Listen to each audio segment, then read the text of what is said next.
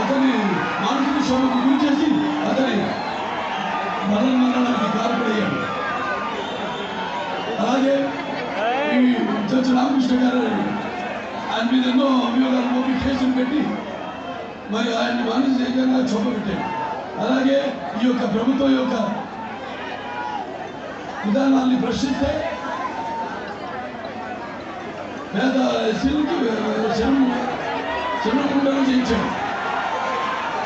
అలాగే వాళ్ళ MLC Anantha Babu దళితుడైన car డ్రైవర్ని హత్య చేసి తీసుకెళ్లి డోర్ డెలివరీ చేశాడు.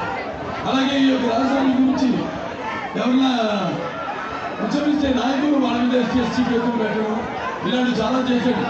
తెలుగుదేశం పార్టీ అధికారంలో ఉన్నప్పుడు మరి ఒక కనుక పేద విద్యార్థులకు వాళ్ళకి సబ్సిడీతో కూడిన రుణాలు ఇచ్చి